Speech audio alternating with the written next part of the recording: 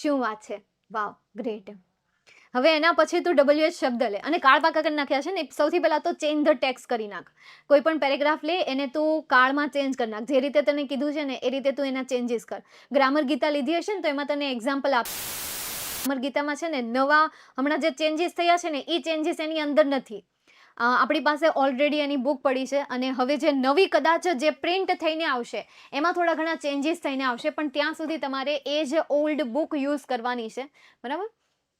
એટલે એમાંથી એ સોલ્વ કરી નાખો એ બુકમાંથી. બાકી 11th સ્ટાન્ડર્ડમાં તો બીજી કોઈ બુક છે નહીં, એટલે આ એક જ બુક છે. તમારે આની સાથે તમારું 11મું ધોરણ કમ્પ્લીટ કરવાનું છે. 12માં આવે તે શું? 12માં આવે તે યા કરીએ મેમ, યસ કરીએ મેમ. ઓકે ચાલો, આજે સોલ્વ કરું છું દી હું. ઠીક છે તો વાંધો નહીં. હા એ તો તારી તો ખબર છે તનિષા, તું સોલ્વ કરે છે મેમ. આ બુક લેવાની એમાં છે ને જે નવા ચેન્જીસ થયા છે ને એ ચેન્જીસ એ બુકમાં નથી. તો તમારે બીજા ગ્રામરના ટોપિકની તૈયારી કરવી હોય તો લેજો, નહીં તો કંઈ વાંધો નહીં, પડી રહેશે. બીજું તો શું હોય ને પડી હશે એમ થોડીક, હમણાં વધારે નથી પડી, કંઈક થોડીક પડેલી છે. તો એ પડેલી હોય તો, હજી તું એમ કહું છું પડેલી હોય તો, ન પડી હોય તો નોય મળે. એટલે ઇન્ક્વાયરી કરી લેવાની, કારણ કે એ વહી જાય છે. અમે કહીએ કે ભાઈ જૂના સિલેબસ પ્રમાણે છે તો છોકરાઓનો સીધો જવાબ આવે કે મેમ અમારે એ નથી જોતું, બસ તમે ખાલી આપી દો, અમે પ્રેક્ટિસ કરી લેવું એમ. એક્ઝામમાં ગમે એ રીતે પૂછાય, અમારે ખાલી પ્રેક્ટિસ કરવી છે. મેં કીધું સારું કહેવાય, આને કાંઈ માળખા લેવા દેવા જ નથી, એને ખાલી પ્રેક્ટિસ જ કરવું છે, એટલે આવશે બરાબર. સમરી રાઇટિંગ ચલાવશો? હા ચલાવીશ બેટા. ઓકે ચાલો, તો હવે આપણે શરૂઆત કરી દઈએ.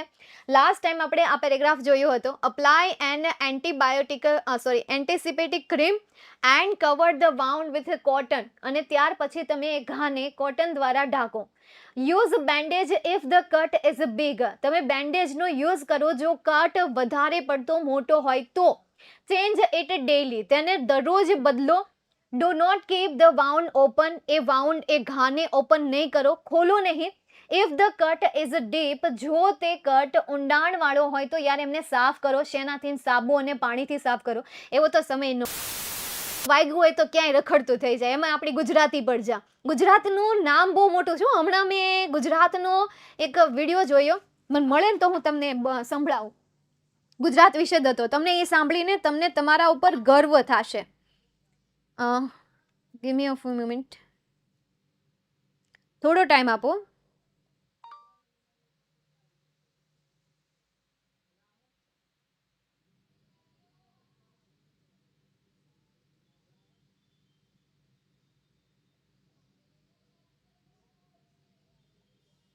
કાશ મળી જાય, કાશ મળી જાય, કાશ.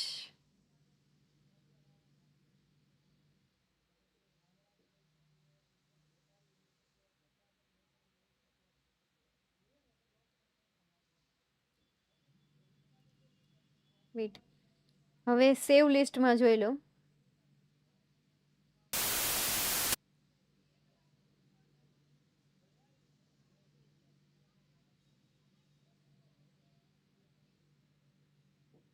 મને યાદ ન રહે હાલ મેં કોને શેર કર્યું હોય ને કોને મેં સેવ કર્યું હોય કે ન કર્યું હોય, એ યાદ ન હોય મને.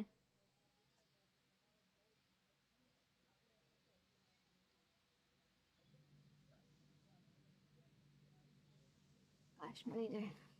હિસ્ટ્રી નથી, ના ના હિસ્ટ્રી નથી, પણ બહુ સારી વાત છે. મળે તો શું જોઈએ.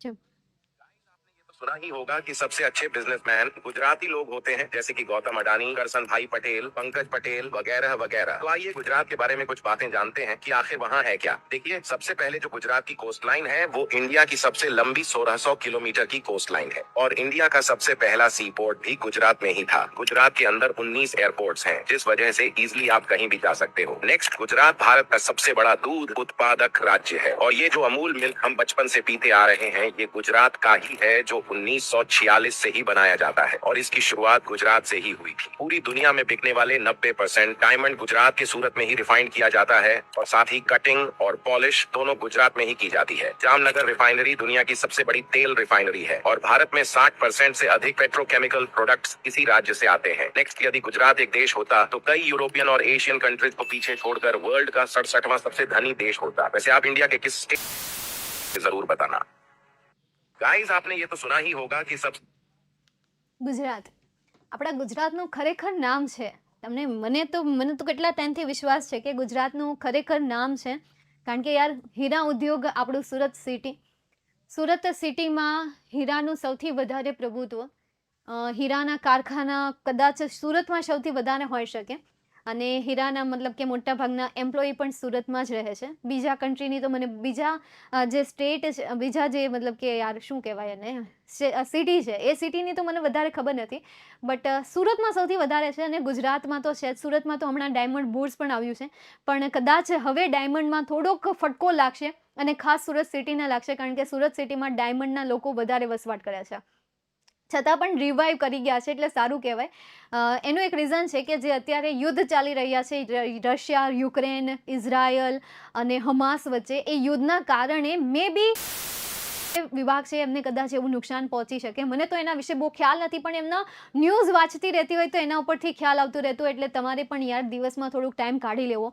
આખો સમય ભણતર જ નહીં, આખો સમય વાંચ જ નહીં કરવાનું યાર. અને જો કોઈ પેરેન્ટ્સ પણ સાંભળી રહ્યા હોય તો આ ધ્યાનથી યાર, વિદ્યાર્થી મિત્રોને ખાસ કરીને એમનો અભ્યાસ તો જરૂરી છે જ તેમ, પણ સાથે સાથે આઉટર નોલેજ પણ જરૂરી છે, બહારનું નોલેજ પણ જરૂરી છે.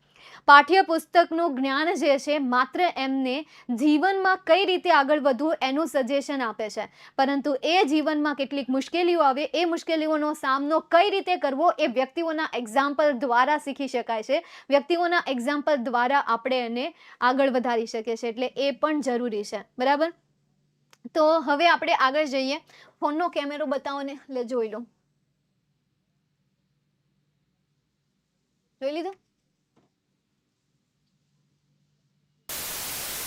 એક ડાયમંડ મારો ફેવરિટ છે જે છે વિદ્યાકુલ. ઓ વાવ, ગ્રેટ.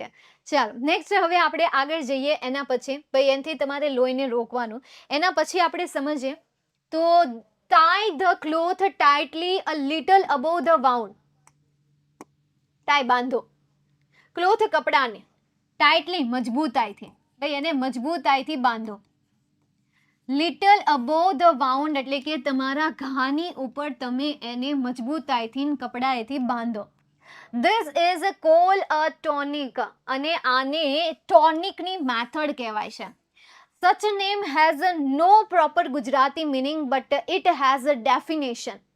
કેટલાક એવા શબ્દ હોય છે કે જેની કોઈ પ્રોપર મિનિંગ નથી હોતા, બટ હા, ઇટ હેઝ અ ડેફિનેશન કે જે તમને અહીંયા કાઉન્સમાં આપેલી છે. મેક શ્યોર આ મેથડમાં તમારે શું ખાતરી કરવાની છે કે it is not too tight, એટલે કે તે વધારે પડતું ટાઇટલી બાંધેલું ન હોવું જોઈએ. ધીસ કેન કોઝ ઇન્જરી, તે એક ઈજાનું કારણ બની શકે. You should be able to slide a finger under it. તમે તેમાં તમારી આંગળીઓને સ્લાઇડ કરી શકતા હોવા જોઈએ, મતલબ કે તમારી આંગળીઓને તમે તેમાં ખસેડી શકતા હોવા જોઈએ. એ એટલું બધું પણ ટાઈટ ન હોવું જોઈએ કે જેનાથી તમને બીજી ઈજા પહોંચે. એક વખત આ પાઠ મને ત્યારે સમજાય કે એક વખત જ્યારે મને આંગળીમાં વાગ્યું હતું ત્યારે, મતલબ કે ત્યારે મારું નકરું ધ્યાન જ જાય. એવો સમય હતો કે જ્યારે મને જરા પણ વાગતું ને તો મારું ધ્યાન ત્યાં જ જાય, મતલબ કે મારો જીવ ત્યાં ને ત્યાં રહેતો હોય. એટલે મેં ત્યાં એક ટેપ બાંધી દીધી હતી અને એને મેં 2 દિવસ સુધી એમને ન રહેવા દીધી. ભીની થઈ ગઈ ને તોય ત્યાં ચોટેલી જ રહી હતી.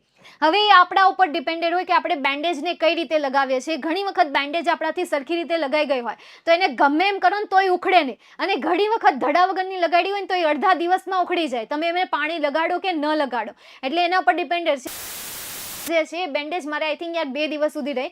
જ્યારે ત્રીજા દિવસે મેં એને ઓપન કરી ત્યારે આટલો જ એક ભાગ હતો. એક્ઝેક્ટ મને ટચલી આંગળી જ યાદ આવે છે, ખબર નહીં કેમ કઈ આંગળી હોય યાદ નથી, પણ એક્ઝેક્ટ કંઈક એવું જ હતું. એ જે છે ત્યાં વ્હાઈટ કલરના ફરફોલા પડી ગયા હતા. ઉલટાનું જે ઘા હતો એ તો ઘા હતો જ, પણ સાથે સાથે આજુબાજુમાં વ્હાઈટ કલરના ફરફોલા પડી ગયા હતા. એનું એક રીઝન હતું કે એમાં કેમ ભીનું થાય તો એ ભીનો જે હોય એ અંદરને અંદર પચપચતું રહેતું હોય, ભીનું અંદરને અંદર પચપચતું રહે તો એનાથી ફરફોલા તો પડવાના છે. પણ મેં એવું કંઈ વિચાર્યું જ નહીં અને મેં મારા હાથમાં બસ એ ટેપને રહેવા દીધી અને પછી ત્યાં જે ઘા હતો એ ઘા તો સારા થતો થયો, પણ સાથે સાથે બીજા ઘા પણ આવી ગયા. એટલે કે છે કે યાર ટાઈટ તમે નહીં બાંધો, કારણ કે એ બીજી ઈજાનું કારણ બની શકે. એટલે તમે યાર એમાં સ્લાઇટલી આંગળી ફેરવી શકતા હોવા જોઈએ. હવે આમાં તો આંગળી ફેરવાય નહીં, તો તમે જે પાટો બાંધ્યો છે એ પાટાની વાત કરેલી છે.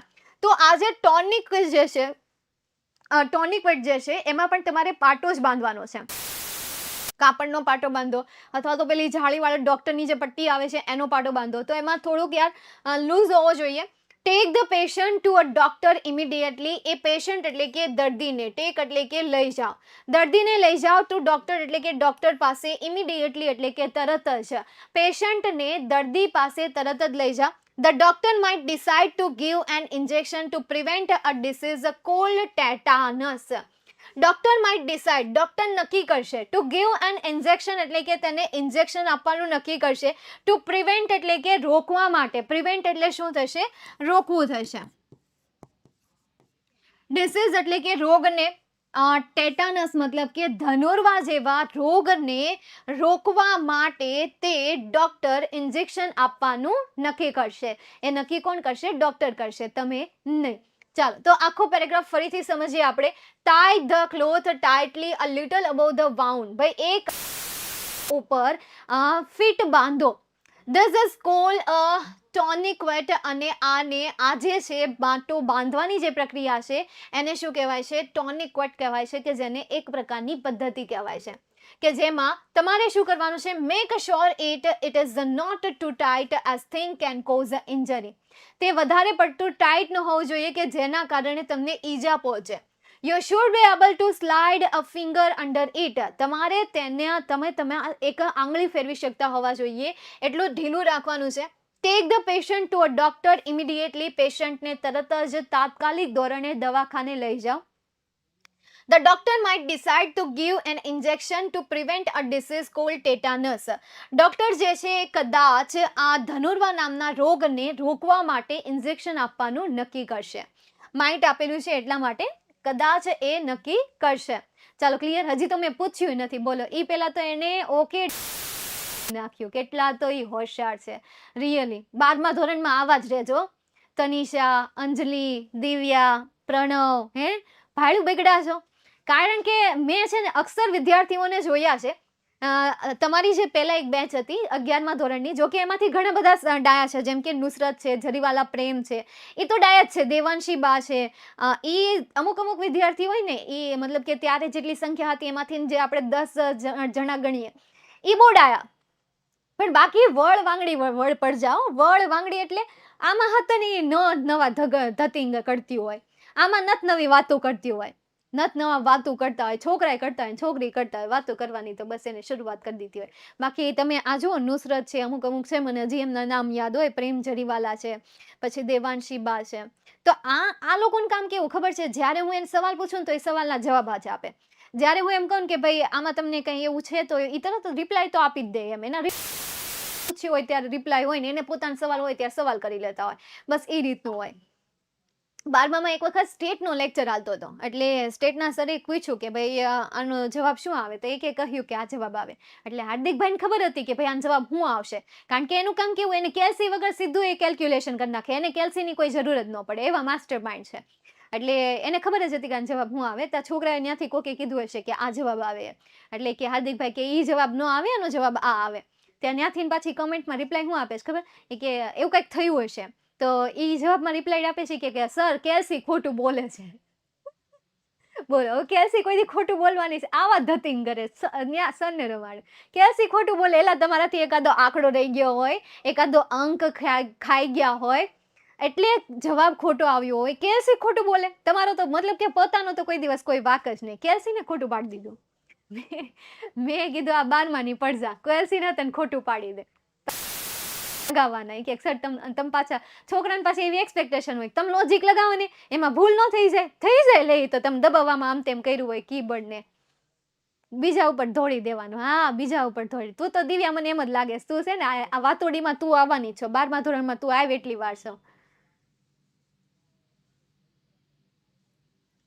અમે સારા છીએ ને, તમે સારા જ છો. 11મા ધોરણમાં બધા શિક્ષકો તમારા વખાણ જ કરે છે. ચૂપ રહ્યો, શાંત રહો, કઈ બોલો નહીં, એટલે સારા જ હોવ ને. એ તો તમારી જેવા આ કેવું છે ખબર? ઘરે છોકરા શાંત હોય, પણ દોસ્તારની ભેગા જાય ને ત્યારે એના હારા હારા લક્ષણ બહાર આવે, હારા હારા લક્ષણ બહાર આવે. આમ કોલેજ હજી મારી રનિંગ જ છે તમતાર, એટલે મારી યાર તમતાર છે એવા છોકરાઓ જે ઓફિસમાં હોય ને ત્યારે એનું વાતાવરણ સીધું દોર હોય, ચશ્મા પહેરીને ઇન્સર્ટ કરીને ઓફિસે જતા હોય, મસ્ત તેલવાળું માથું ને માથાની હેરસ્ટાઈલ મસ્ત લઈને જતા હોય. હે કોલેજ ભેગા થાય એટલે એકો એક વાત જા દ્યો, એક નંબર. એની બોલી ચેન્જ થઈ જાય, એની લાઈફસ્ટાઈલ ચેન્જ થઈ જાય, એની હેર ચેન્જ થઈ જાય, એનો લુક ચેન્જ થઈ જાય, એની ભાષા ચેન્જ થઈ જાય. જે ભાષામાં સિન્સિયરિટી દેખાય ને, ભાષાની તો સિન્સિયરિટીની 1, 2 ને 3 એના જેવું છે. અત્યારે ક્લાસમાં તો બધા ડાયા છો એટલે ડાયા રહીને રહ્યો છો. જેવું 12મામાં કોઈ તોફાની મળશે એટલે તમે એના ભેગા, હે ને? પાછા આ પાડે જઈ લો. મેમ ઘરમાં થોડી એવું રહેવાય, નો જ રે. એ વાત સાચી છે, રહેતાય નહીં, માર છે મમ્મી, રહેવાતું હશે, રહેતાય નહીં. નકર હું કાંઈ તમને રહેવા નથી કહેતી. હા, આ પાછા હાળે એવું સમજે એમ છે. આમ જો દિમાગના ઘોડા ચલાવ્યા જ જો. હું જાણી કેમ એને કહેતી હોય કે ઘરમાં તમે આમ રહેશો. હું કહું છું કે ઘરમાં સીધા દોર રહે ને અહીંયા આમ રહે એમ. હું એમ નથી કહેતી કે ઘરમાં તમારે સીધું નહીં રહેવાનું, એવી સલાહ હું નથી આપતી. એટલે ભૂલથી નહીં કોઈને ન કહેતા કે અમારા મેડમ આવી સલાહ આપતા હતા, સમજાઈશ? એટલે સમજી લેજો, ડાયા નહીં, દોઢ ડાયા છે બધા. ચાલો આગળ જઈએ. ફ્રેક્ચર થયું? ફ્રેક્ચર કોઈ દી લાઈફમાં? મને કોઈ દી નથી થયું. નથી મને ફ્રેક્ચર થયું, નથી મને કોઈ દિવસ મારો પગ કે હાથ કે એવું કોઈ દી મરડાણું, કે નથી કોઈ મને સિરિયસ ઇન્જરીઝ થઈ છે કે જેમાં મને બાટલા ચડાવવા પડ્યા હોય, દવાખાને જઈને પાટો બંધાવ્યો પડ્યો હોય. નહીં, આ કાનમાં કાતર વાગી હતી ને તોય ઓલાએ લોહી લૂછીને સાફ કરી નાખ્યું હતું. ટાંકા નહોત લઈ દીધા. આ ટાંકા આવડે મને અત્યારે વાગ્યું હોત ને તો મારા ટાંકા લઈ લીધા હોત એને, બરાબર? નથી ઓરી થયા, નથી અછબડા થયા, એટલે આવી કોઈ વસ્તુ આ શરીરમાં નથી થઈ. ડેન્ગ્યુ થયું હતું ને તો ડેન્ગ્યુમાં મારા કણ નથી વધારે પડતા ઘટ્યા, નથી કણ વધારે પડતા વધ્યા. કારણ કે ડેન્ગ્યુમાં અક્ષર છે ને બધાને શું થાય કે કણ વધી જાય કાં તો કણ ઘટી જાય, અને એના કારણે એને બાટલો ચડાવવો પડે. પણ મારે ડેન્ગ્યુમાં 15 દિવસ ઘરે રહેવું પડ્યું તે વાત અલગ, પણ કોઈ દિવસ મને બાટલો નથી ચડાવવો પડ્યો, હજી નહીં, હજી સુધી ક્યારેય નહીં. એટલે આ ફ્રેક્ચરની વાત જ જવા દો. ત્યાર પછી હું દવાઈ ન લેતી, અને દવા લેતી નાખતી.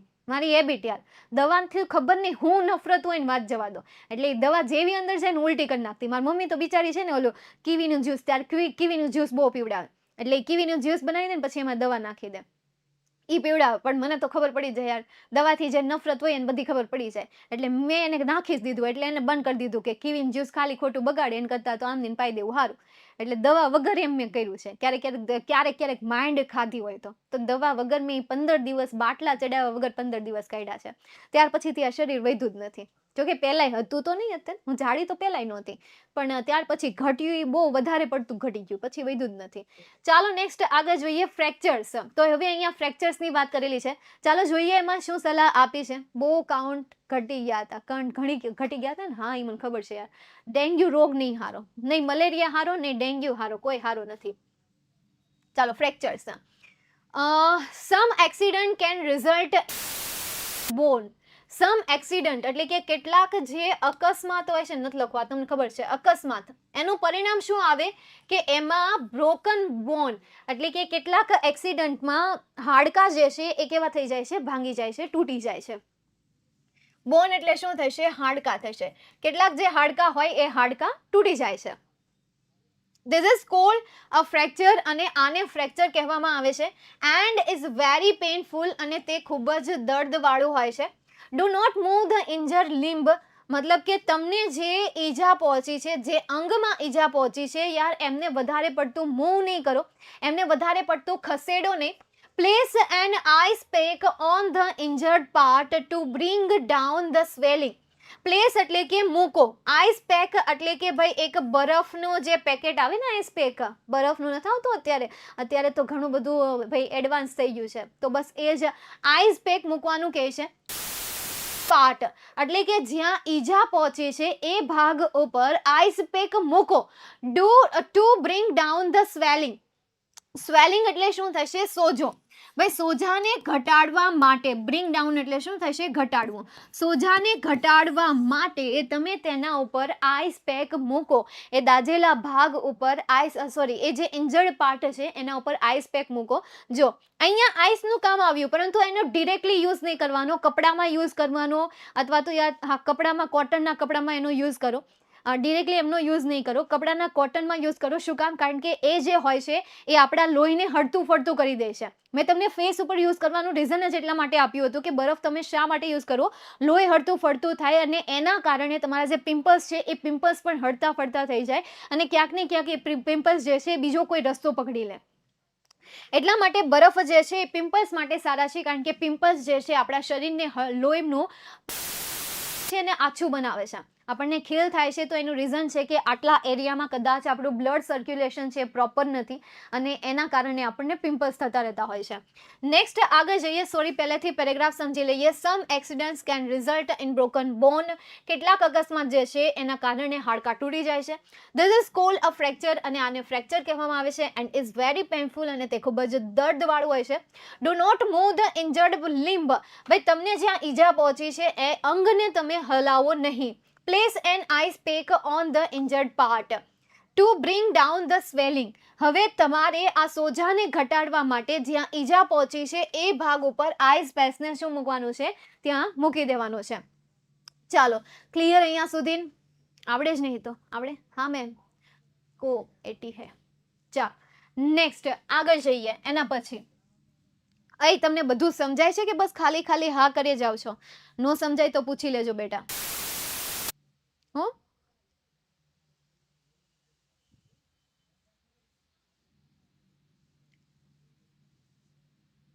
સારું કહેવાય. ચલો નેક્સ્ટ આગળ.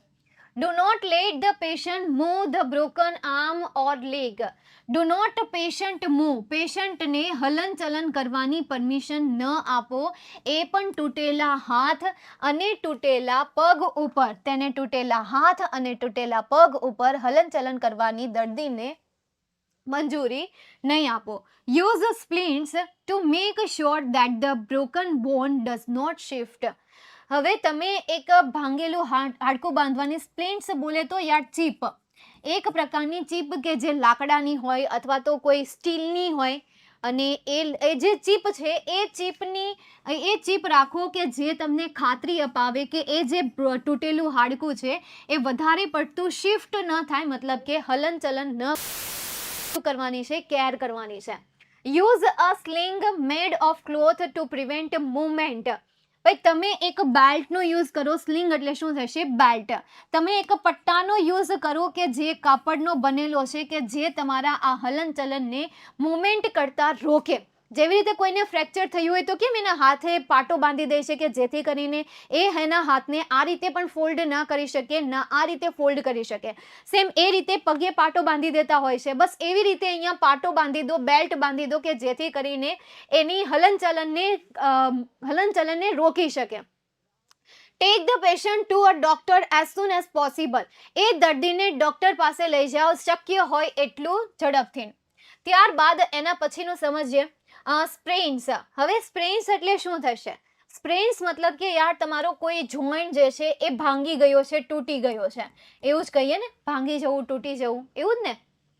ટ્વિસ્ટેડ ગયો છે, મોચ આવી જવી. હા યસ, શું મોચ આવી જવી? જે મને હજી સુધી ક્યારેય નથી આવી, મોચ આવવી. મચકોડ, બીજું આપણે કહી શકીએ મચકોડ. મારી દીદી મચકોડ, મોચ ઉતારે છે, જેને પણ મવડાઈ ગયો હોય, મળ ઉતારે છે. આપણે તો મચકોડ કહીએ, બાકી આને મવડાઈ ગયું કે એમ ગુજરાતીમાં મવડાઈ ગયો એમ. એનો હાથ પકડાઈ ગયો અને એનો પગ મવડાઈ ગયો અને એમ બોલવી અમે ભાઈ, બરાબર. એટલે તમે મચકોડાઈ ગયો બોલતા હોય તો મચકોડાઈ ગયો બોલે, અમે તો એવી રીતે જ બોલીએ મવડાઈ ગયો એમ. મારી બેનને મવડાઈ ગયેલું હોય ને એને એ ઉતારતા આવડે છે. ખબર ઉતારે, મળ ઉતારે, એ મારી બેન શીખી છે. હાલે ઘણા આવે, હવારે આવે, જેને પૌડક મવડાઈ ગયા હોય ને, પાછળ અમારે જીજુ પેલા રહેતા, એને તો એને ઘરે તો કોક ને કોક પગ મવડાઈ જ નાખે. ખબર નહીં કેમ યાર, પહેલેથી એવું. આપણને એમ થાય નાના છોકરાને પગ મવડાઈ જાય તો ઠીક. આ તમારે જીજુ આવડા મોટા થયા 3 છોકરા છે, છોકરામાં હવે એક છોકરી 10માં ભણે છે, એ પગ મવડાઈ ને આવે. મેં કીધું તમારા કરતા તમારા નાના છોકરા હારા. હા, એ પગ નાના છે એટલે એને પગ મવડાય. તમે મોટા થયા કેમ હાલતા હશો તમારા પગ મવડાઈ જાય? એટલે એનો પગ મવડાઈ જાય એટલે એ દોડતા દોડતા આવે ભાઈ પગ મડ ઉતાર દો એટલે એ મડ ઉતારે છે. મન કે શીખવું જ નહીં, ના રે ના, મારે એવો ટાઈમ નથી, મારી પાસે ઈ આવે ને પહેલા જ મને દાદા.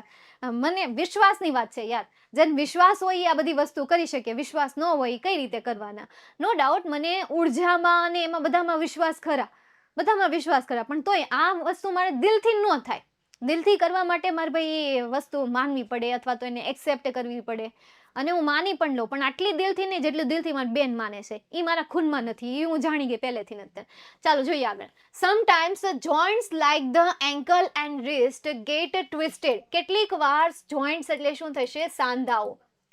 જેમ કે આપણી એન્કલ છે, આપણી રિસ્ટ છે. એન્કલ એટલે શું થાય? શું થાય? એડી ને? હા, જો એન્કલ એટલે શું થાય? એડી થાય, બરાબર. તમારી એડી નડો એને એન્કલ કહેવાય.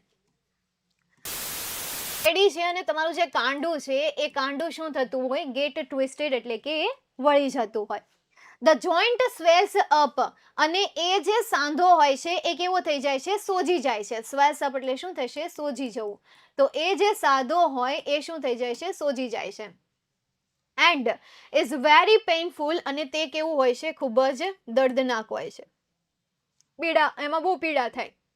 This is called a sprain, અને આને મચકોડ કહેવાય છે. When a joint is sprain, જ્યારે સાંધો જે છે એ સોજેલો હોય, use ice pack to decrease the swelling. Ice પેકનો યુઝ કરવો, ડિક્રીઝ એટલે કે ઘટાડવા માટે, સ્વેલિંગ એટલે કે આ સોજાને ઘટાડવા માટે આઈસ પેકનો ઉપયોગ કરો.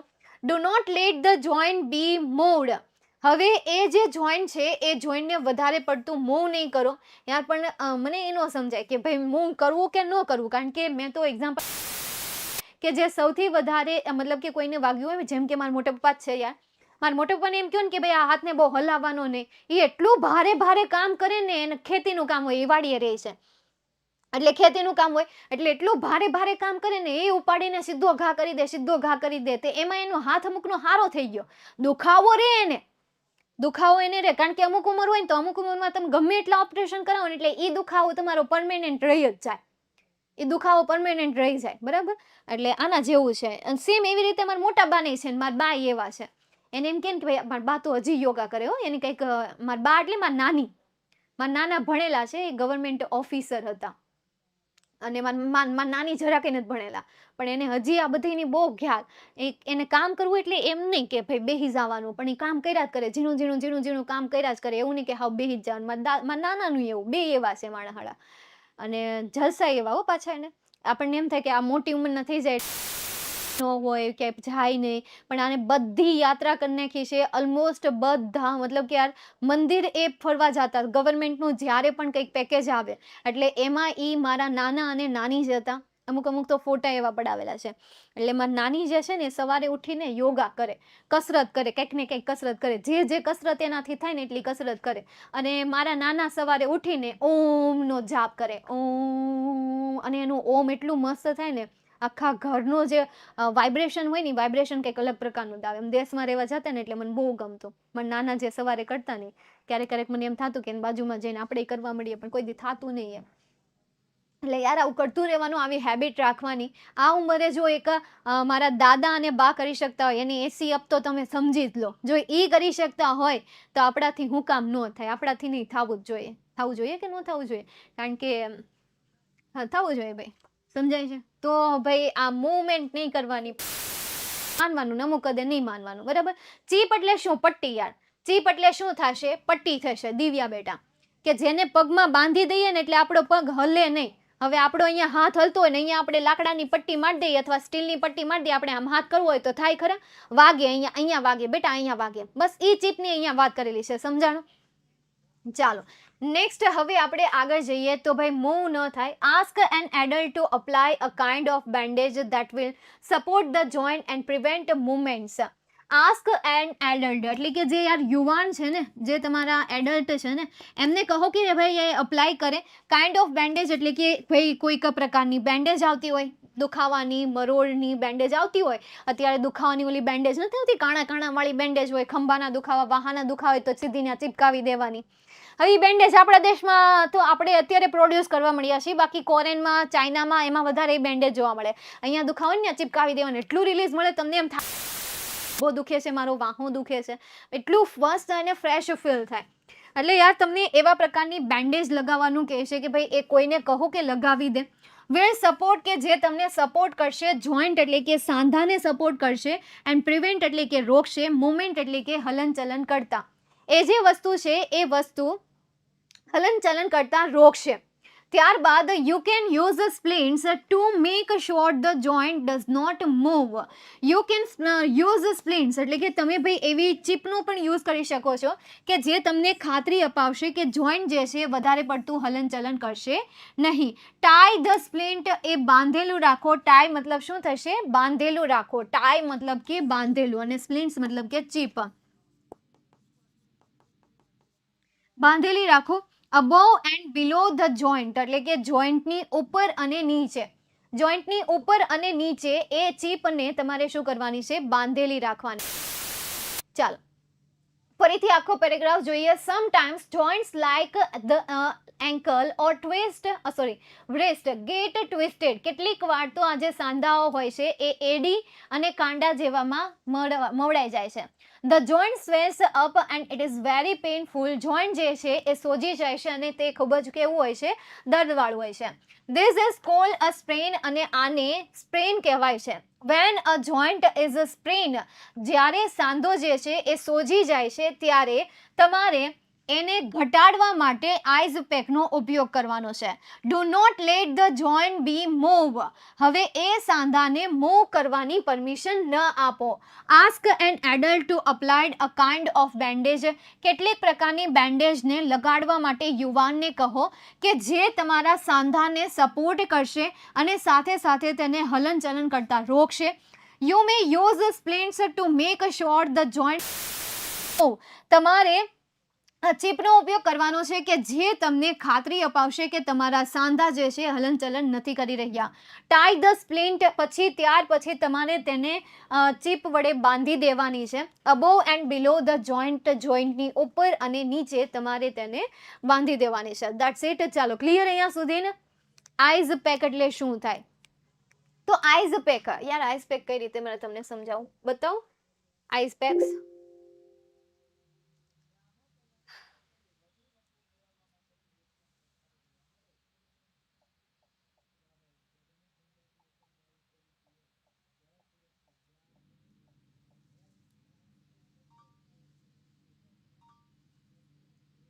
મૂવીમાં તમે આવી આઈસ પેક જોઈ હશે.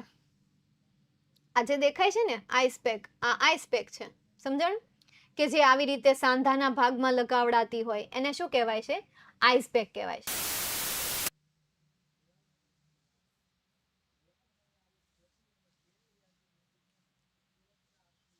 સમજાઈ ગયું? એ આઈસ પેક, બરફનો ટુકડો કીધું. ના ના, આઈસ પેક એટલે બરફનો ટુકડો નહીં.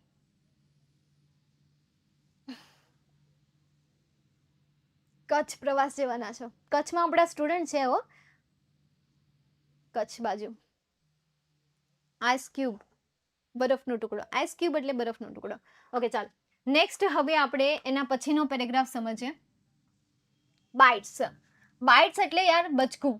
બાઇટ્સ એટલે શું થશે? બચકું. કોઈ બટકું ભરી જાય ને એને બાઇટ્સ કહેવાય, બીજું શું હોય ત્યાં? તો હવે અહીંયા કોના બાઇટ્સની વાત કરીએ? આપણે આગળ વાત કરીએ. The bites of animals can sometimes be dangerous. પ્રાણીઓના જે બાઇટ્સ હોય છે ને એ બાઇટ્સ કેટલી છે ડેન્જરસ હોય છે. ડેન્જરસ એટલે શું થશે? જોખમી. કેવા? જોખમી. કેટલીક વાર જે પ્રાણીઓના બાઇટ્સ હોય છે એ કેવા હોય છે? જોખમી હોય છે, ડેન્જરસ હોય છે. There are many kinds of germs that live in the mouth of animals like dogs and cat. કેટલીક વાર ઘણા બધા પ્રકારના કીટાણુઓ, કેવા ટાણુઓ? કીટાણુઓ that live કે જે રહે છે in the mouth of animals એટલે કે પ્રાણીઓના મોઢામાં, like a dog and cats એટલે કે જે કૂતરા અને બિલાડી છે એ બિલાડીના મોઢામાં એ રહે છે. The bites of these animals can lead to the spread of disease like rabies. Rabies. રબીઝ એટલે છે ને ઓલું થાય હડકાયું કૂતરું. તો બાઇટ્સ ઓફ ધીસ એનિમલ એટલે કે આ પ્રકારના જે બટકા હોય છે કેન લીડ એટલે કે પ્રેરિત કરે છે, સ્પ્રેડ એટલે કે ફેલાવવામાં, એટલે કે રોગ, જેમ કે હડકાવા, કેવા હડકાવા જેવા રોગને ફેલાવવામાં આ પ્રકારના પ્રાણીઓના જે બટકા હોય છે એ બટકા એમને શું કરે છે, પ્રેરિત કરે છે. Wash the wound well with soap and water. જ્યારે પણ કોઈને બટકું ભરે, કૂતરું જ્યારે કોઈ વ્યક્તિને બટકું ભરે ત્યારે એ ઘાને સાબુ અને પાણીથી ધોવો. Take the patient to the doctor immediately. એ દર્દીને ડોક્ટર પાસે તરત જ લઈ જાઓ. The doctor will give some injection to prevent rabies. Doctor જે છે એમને ઇન્જેક્શન આપશે રોકવા માટે, રબીઝ એટલે કે હડકવાને. ડોક્ટર જે છે એ હડકવાને રોકવા માટે ઇન્જેક્શન આપશે. ફરીથી જોઈએ, the doctor will give some injections to prevent rabies. Doctor જે છે એ આ હડકવાને રોકવા માટે કેટલાક ઇન્જેક્શન આપશે. જોઈએ આખો પેરેગ્રાફ. બાઇટ્સ એટલે કે બટકું. The animals can sometimes be dangerous. આ પ્રાણીઓના જે બટકા હોય છે કેટલીક વાર જોખમી હોય છે. There are many kind of germs that lives in the mouth of animals like dogs and cat. કેટલા પ્રકારના કીટાણુ પ્રાણીઓના મોઢામાં આપણને જોવા મળે. The bite of these animals can lead to the spread of this. Well with soap and water. આ ઘાને સાબુ અને પાણીથી વ્યવસ્થિત રીતે ડોક્ટર પાસે લઈ જવા જોઈએ. The doctor will give some injection to prevent rabies. Doctor જે છે એ આ હડકવાને રોકવા માટે ઇન્જેક્શન આપશે. ઓકે, નેક્સ્ટ એના પછી આગળ જઈએ, આ પેરેગ્રાફ પણ સમજી લઈએ.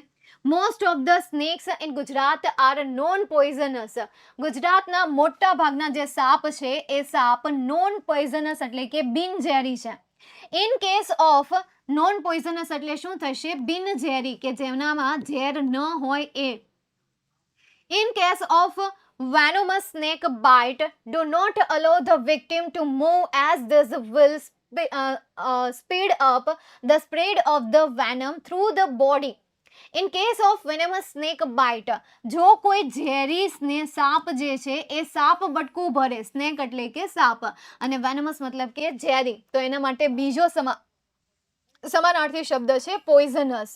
Poisonous is equal to venomous and poisonous and venomous antonym થશે નોન પોઈઝનસ. ઓકે, તો જ્યારે કોઈ ઝેરી સાપ બટકું ભરી જાય છે તો ટીમ છે, મતલબ કે યાર જે શિકાર થયેલો વ્યક્તિ છે, દર્દી છે, એને હલનચલન કરવાની પરમિશન ન આપો, કારણ કે એના કારણેથી સ્પીડ વધી જશે.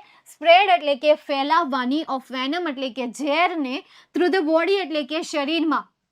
જે વિક્ટિમને, જે દર્દીને કોઈ ઝેરી સાપે બટકું ભર્યું છે તો પછી એને વધારે પડતી હલનચલન કરવાની પરમિશન નહીં આપો.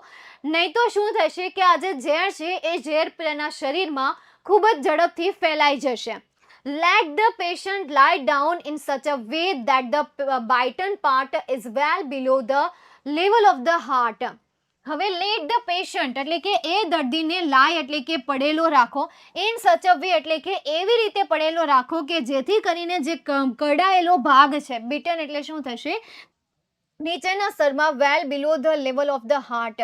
હૃદયના, એને ઊભા નહીં રખાવો, એને સુવડાવી દો અને જ્યાં એને કડ્યો છે ત્યાં કંઈક ને કંઈક પાડ્યો છે એને હૃદયના નીચેના સ્તર ઉપર સૂતેલો રાખો, મતલબ કે યાર ઉલટું સુવડાવી દો કે જેથી કરીને આ પેલું કહેવાય ને, તમે સાંભળ્યું હશે કે કોઈ પણ હોય રાત્રિ દરમિયાન ઊંધું ન સૂવું જોઈએ, પેટના બળ ઉપર ન સૂવું જોઈએ. એનું એક રીઝન છે કે ઓક્સિજન, એક તો રાત્રિમાં આપણે કાર્બન ડાયોક્સાઇડ લઈએ છીએ, બરાબર, ઓક્સિજન જે છે એ ઓક્સિજન આપણે રિલીઝ કરીએ છીએ અને કાર્બન ડાયોક્સાઇડ લઈએ છીએ. એમાં રાત્રિમાં તમે ઉલટા સૂવો છો, ઓક્સિજન તમારે બહુ જોઈએ. અને જો તમે રાત્રિના સમયમાં વ્યવસ્થિત રીતે એનો યુઝ નથી કરી શકતા તો તમે બીમાર પણ પડી શકો છો. એટલા માટે યાર ઉલટા નહીં સૂવો. તો ઉલટા ન સૂવાનું રીઝન જ છે કે જે બ્લડ સર્ક્યુલેશન થાય છે, લોહીનું જે પરિવર્તન થાય છે એ પરિવર્તન સ્લો ડાઉન થઈ જાય છે, ધીમું થઈ જાય છે. એટલા માટે કહે છે કે હૃદયના લેવલ પર એને નીચેની સ્તર ઉપર રાખો, જે પણ ભાગ કડાયેલો છે એ ભાગને. કારણ કે એને તમે ઉલટા ભાગ પર રાખો છો તો ત્યારે તમારી લોહીની જે પરિક્રમા છે, તમારું જે લોહીનું પરિવહન જે છે એ ધીમું થઈ જાય છે. અને ઝેર એક એવી વસ્તુ છે કે તમને કોઈ પણ ભાગે કરડી હોય તો એ ફેલાતું જાય છે, ફેલાતું જાય છે, ફેલાતું જાય છે. જેમ જેમ મૂવમેન્ટ બાંધી દો, એ સ્ટ્રીપ એટલે કે પટ્ટી, ભાઈ ક્લોથ સ્ટ્રીપ એટલે કે કપડાની પટ્ટી બાંધી દો જસ્ટ અબોવ ધ બાઇટ, એટલે કે જ્યાં કવડી ગયું છે ને એના ઉપર, અહીંયા કવડ્યું હોય ને તો ઉપર, અહીંયા નહીં, અહીંયા એના ઉપર બાંધી દો ટુ સ્ટોપ એટલે કે રોકવા માટે, ધ વેનમ એટલે કે ઝેરને, ફ્રોમ સ્પ્રેડિંગ એટલે કે ફેલાતા, ઝેરને ફેલાતા રોકવા માટે તેની ઉપર એક પટ્ટી બાંધી દો અથવા તો એક પટ્ટો બાંધી દો. Tech the patient to the doctor immediately, અને એ દર્દીને ડોક્ટર પાસે તાત્કાલિક ધોરણે લઈ જાઓ. ઇમિડિયેટલી એટલે શું થશે? તાત્કાલિક. એ પેશન્ટને તાત્કાલિક ધોરણે ક્યાં લઈ જવાનું છે? દવાખાને લઈ જવાનું છે. ફરીથી આખો પેરેગ્રાફ સમજીએ. Most of the snakes in Gujarat are non poisonous. મોટા ભાગના ગુજરાતના સાપો બિનઝેરી છે. In case of venomous snake bite, do not allow the victim to move as this will speed up the spread of through the body. હવે in case જો કોઈ ઝેરી સાપ બટકું ભરી જાય છે તો એ દર્દીને હલનચલન કરવાની પરમિશન નહીં આપો, કારણ કે એ જે છે એ શરીરમાં ઝેરને ફેલાવવામાં, એમની સ્પીડને વધારવામાં મદદ કરશે. Let the patient lie down in such a way that the bitten part is well below the level of the heart. હવે પેશન્ટને એવી રીતે પડેલો રાખો કે જેથી કરીને કડાયેલો જે પાર્ટ છે એના હૃદયના નીચેના સ્તરમાં પડેલો હોય. Lie a belt or a cloth strip just above the bite to stop the venom from spreading. એક પટ્ટો બાંધી દો અથવા તો કપડાની પટ્ટી બાંધી દો બરાબર કઢાયેલા ભાગની ઉપર કે જેથી કરીને ઝેરને ફેલાતો રોકી શકાય. Take the patient to the doctor immediately. એ પેશન્ટને તરત જ ડોક્ટર પાસે લઈ જાઓ. બરાબર છે. આપણને તો આ બધું રિઝલ્ટ ખબર ન હોય, પણ જે એનાલિસિસ કરતું હોય એમને આ સારી રીતે ખબર હોય. અને આ બધો જે ડેટા હોય છે હોય છે એ સરકારી ઓફિસર પાસે હોય છે કે જે આ બધો ડેટા રાખતો હોય છે કે ભાઈ કયા પ્રાણીથી કેટલા લોકોનું મૃત્યુ થયું છે ઓલ ઓવર વર્લ્ડ જે છે. તમને આનો ડેટા મળી જાય, ગૂગલ ઉપરથી મળી જાય, પણ એ સાચો હોય ખોટો હોય એના જેવું બધી વસ્તુ હોય. આ તો શું ખાલી આપણને મન થાય અથવા જાણવાની ઈચ્છા થાય તો તમે ત્યાંથી જાણી શકો, ગૂગલમાંથી જાણી શકો. 2-3 વેબસાઇટ ઓપન કરી લો અને બધામાં જો એક સરખું લખ્યું હોય દેટ મીન્સ કે એ સાચી વાત છે કે ભાઈ કયા લોકોનું મૃત્યુ કયા પ્રાણી દ્વારા થયું છે, કેટલા આખા વર્ષ દરમિયાન કેટલા લોકોનું મૃત્યુ સાપ દ્વારા થયું છે, આખા વર્ષ દરમિયાન કેટલા લોકોનું મૃત્યુ એક સિંહ દ્વારા થયું છે, કેટલા લોકોનું મૃત્યુ એક હાથી દ્વારા થયું છે, કેટલા લોકોનું મૃત્યુ એક ગેંડા દ્વારા થયું છે. આ ગેંડાને પણ વધારે ખતરનાક પ્રાણી ગણવામાં આવે છે. એવું કહેવામાં આવે છે કે ગેંડો પણ વધારે ખતરનાક પ્રાણી છે. એ પણ માણસોના જીવ લે છે. આ પણ ટોપ 10માં આવે છે. માણસોના સૌથી વધુ જીવ લેનારમાં ટોપ 10માં હાથી અને હિપ્પોપોટેમસ આવે છે. ગેંડો જે છે ને ગેંડો આવે છે, ત્યારબાદ સિંહ અને નથી આવતા. પહેલા આ બધા પ્રાણીઓ આવે છે. સાપ છે, ગેંડો છે, હાથી છે, એ પહેલા આવે છે. ચાલો ક્લિયર અહીંયા સુધી? એવું કંઈક પ્રોગ્રામ ગોઠવો ને યાર, ગોઠવીએ પણ એમાં થાય એવું કે વિદ્યાકુલને મોંઘો પડતો હોય અથવા તો કંઈક થતું હોય એટલા માટે, એટલે ન ગોઠવતા હોય. કારણ કે આપણે બુક કરાવ્યું હોય ને પછી એટલા વિદ્યાર્થીઓ ન આવ્યા હોય, કંઈક એવી સિચ્યુએશન આવી ગઈ હોય, કારણ કે આપણે બધા વિદ્યાર્થીઓ બધા અલગ અલગ રહેતા હોય, સમજાણ? એટલે આપણે એવું ગેટ ટુગેધર રાખીએ નહીં. ઠીક છે, ચાલો તો અહીંયા સુધી આપણે આજનો સેશન રાખીએ. મળીએ નેક્સ્ટ સેશનમાં. See you soon, bye and take care.